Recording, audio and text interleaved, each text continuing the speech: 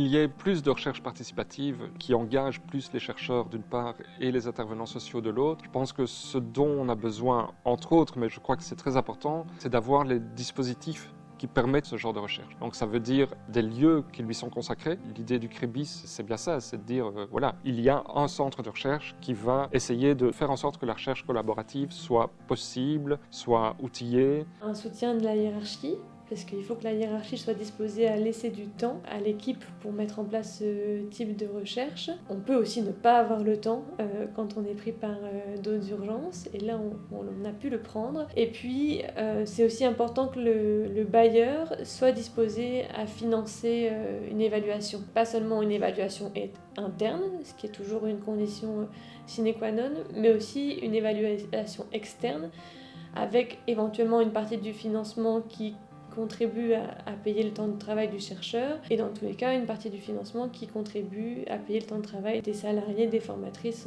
pour cette collaboration. Il faut du temps, il faut pouvoir investir, il faut qu'il y ait une certaine reconnaissance dans les milieux académiques comme dans les milieux de l'intervention sociale. Il y a de plus en plus de profs et de milieux académiques qui justement se rendent compte un peu de ce ravage, de cette excellence internationale, en mettant en avant, voilà, on est scientifique quand même d'abord et universitaire.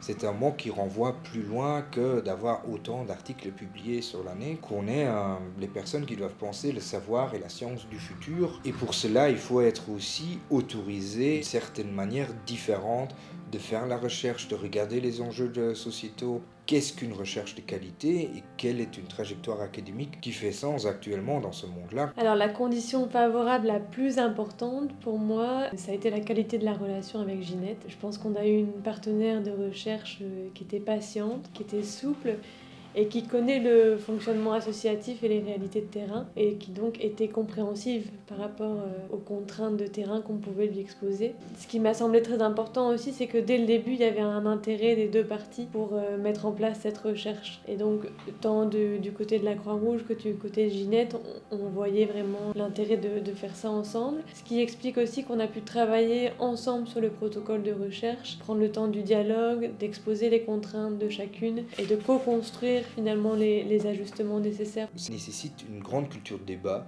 de communication, la plus démocratique possible, la plus en amont possible, pour qu'on se rende compte, voilà, quels sont les enjeux, les difficultés de chaque acteur dans son domaine. Une dernière chose qui paraît anecdotique mais qui est importante, on se connaissait avec Ginette à titre personnel, et c'est ce qui a facilité la prise de contact. Alors que de manière générale, je crois que le monde associatif et le monde académique se connaissent pas tant que ça, et donc il est difficile d'avoir le réflexe de contacter le monde académique et puis ensuite de trouver le bon contact de la personne qui serait disposée à travailler ensemble.